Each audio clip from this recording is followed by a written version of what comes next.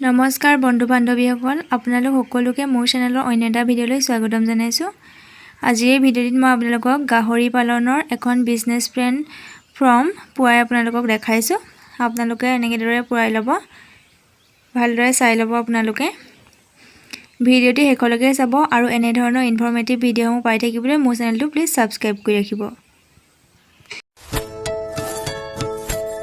বন্ধু বান্ধৱীসকল, ইয়াত আপোনালোকে প্ৰথমে SHG মেম্বাৰগৰাকীৰ নাম দি ল'ব, তাৰপিছত MIS কোডটো দিব, তাৰপিছত কাৰেণ্ট ইকনমিক এক্টিভিটি, বৰ্তমান মহিলাগৰাকী কি কামৰ সৈতে জড়িত দিব, যদি হাঁহ পালন কুকুৰা পালনৰ সৈতে জড়িত সেইটো ইয়াত দিব, আৰু বৰ্তমান ইনকম কিমান তেওঁৰ বাৰ্ষিক সেইটো ইয়াত লিখিব লাগিব।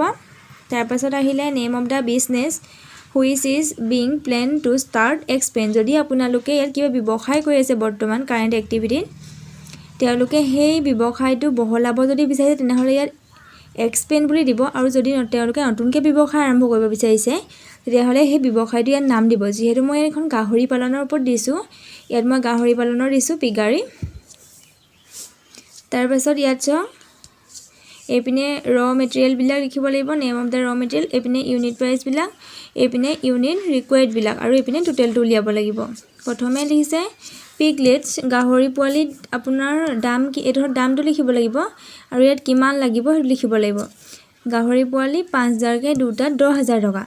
তাৰপৰা হোমমেড ফিড লিখিব লাগিব, মানে দানা আপোনাৰ 40 টকাকৈ কেজি হ'লে 20 কেজি মানত 800 টকা ধৰিলোঁ। তাৰপৰা মেডিচিন 150 টকাকৈ, 4টাত 600 টকা।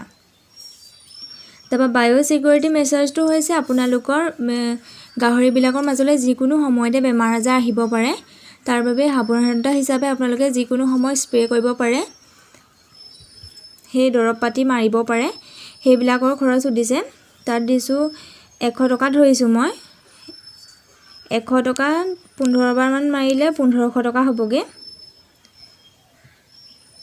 তাৰপিছত ইঞ্চুৰেঞ্চটো আপোনালোকে গাহৰি নামত খুলি থ'ব পাৰে, তেতিয়া আপোনালোকৰ হঠাৎ যদি গাহৰিটো মৃত্যু হয় তেতিয়া আপোনালোকে কিবা এটা পইচা পাব।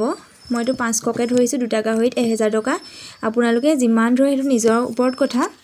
তাৰপিছত টোটেল খৰচটো মই উলিয়ালোঁ 13900 টকা।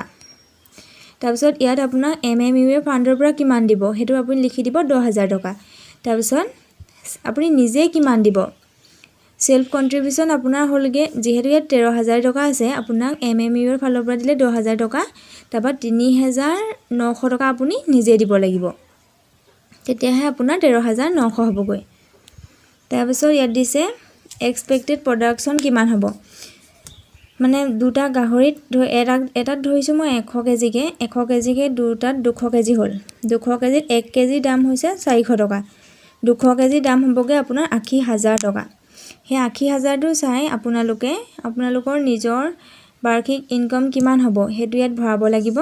তাৰপিছত ইয়াত ছাবমিটেড বাই, ইয়াত আপোনালোকে নিজৰ ছিগনেচাৰ কৰিব লাগিব। তাৰপিছত এইবিলাক আপোনালোকে কৰিব নালাগে। এতিয়া যদি ইয়াত কিবা আপোনালোকে বুজি পোৱা নাই তেনেহ'লে মোক কমেণ্টত জনাব। আপোনালোকে ফৰ্মখন ভালদৰে চাই ল'বচোন। যদি ভিডিঅ'টি আপোনাৰ বাবে সহায়কাৰী হয় তেনেহ'লে আপুনি এটা like, comment, share and subscribe কৰিবলৈ পাহৰি নাযাব দেই। ভিডিঅ'টি শেষলৈকে চোৱাৰ বাবে সকলোলৈকে ধন্যবাদ জনালোঁ।